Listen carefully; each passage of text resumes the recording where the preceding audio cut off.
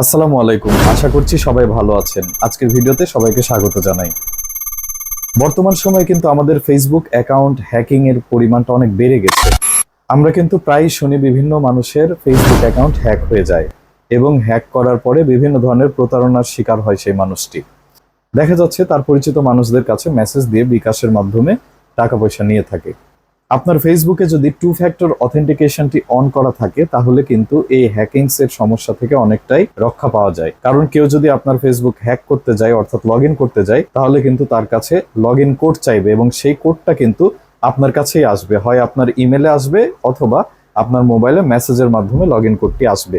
এবং সেই কোডটি যদি সেই ব্যক্তি বা যিনি হ্যাকার তিনি যদি না পান তাহলে কিন্তু আপনার ফেসবুক অ্যাকাউন্টে তিনি কোনোভাবেই লগ ইন করতে পারবেন না। সুতরাং ফেসবুকে এই টু ফ্যাক্টর অথেন্টিকেশন অন করা খুবই জরুরি। এই জন্য আজকের ভিডিওটি খুবই গুরুত্বপূর্ণ হতে যাচ্ছে। আশা করি ভিডিওটি আপনাদের কাজে লাগবে। তো চলুন দেখে আসি কিভাবে আপনি আপনার ফেসবুক অ্যাকাউন্টে টু ফ্যাক্টর অথেন্টিকেশন অন করে নেবেন। প্রথমে আপনার ফেসবুক অ্যাকাউন্টে চলে আসুন।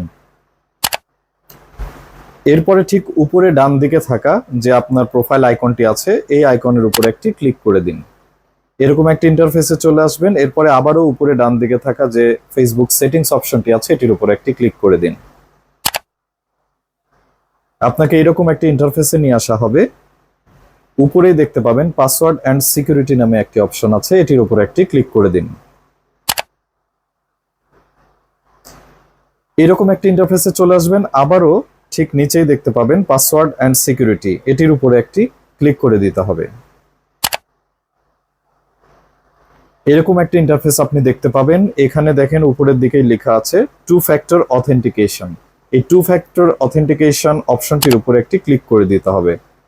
এরপরে আপনার ফেসবুক অ্যাকাউন্টটি এখানে দেখাবে, এই ফেসবুক অ্যাকাউন্টের উপরে একটি ক্লিক করে দিন।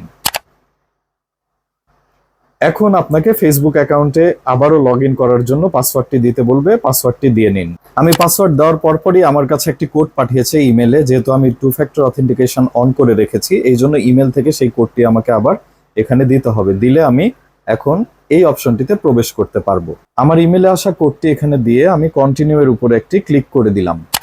এরকম একটি ইন্টারফেস আপনাকে নিয়ে আসা হবে। এখানে দেখেন উপরেই two factor authentication is on লেখা দেখাচ্ছে। আমি আগেই এই টু ফ্যাক্টর অথেন্টিকেশনটি অন করে রেখেছি, এই জন্য আমার এখানে অন লেখা দেখাচ্ছে, আপনার ওখানে অফ লেখা দেখাবে। আপনার যদি অন করা না থাকে তাহলে আপনার অফ লেখা থাকবে, অফকে আপনারা অন করে দিবেন।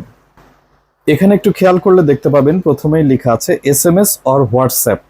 এখানে আমার যে নাম্বারটি মোবাইল নাম্বার সেটি হোয়াটসঅ্যাপ নাম্বার, আমার ফোন নাম্বারটি আমি এখানে অ্যাড করে দিয়েছি। এখন কেউ যদি এখানে লগ ইন করতে যায় তাহলেই কিন্তু আমার মোবাইল এবং ইমেইলে একটি কোড চলে আসবে এবং এই কোডটি ওই ব্যক্তি যতক্ষণ পর্যন্ত না পাবেন ততক্ষণ কিন্তু তিনি লগ ইন করতে পারবেন না। সুতরাং আপনার ফেসবুক অ্যাকাউন্টে টু ফ্যাক্টর অথেন্টিকেশনটি অন করা খুবই জরুরি। ভিডিওটি ভালো লাগলে শেয়ার করে টাইমলাইনে রেখে দিন। এরকম নতুন নতুন ভিডিও দেখতে চাইলে পেজটি ফলো এবং লাইক করে রাখুন। এই ভিডিওর নিচে আমার ইউটিউব চ্যানেলের লিংক দেওয়া থাকবে, ইউটিউব চ্যানেলটিও সাবস্ক্রাইব করে দিবেন। আসসালামু আলাইকুম।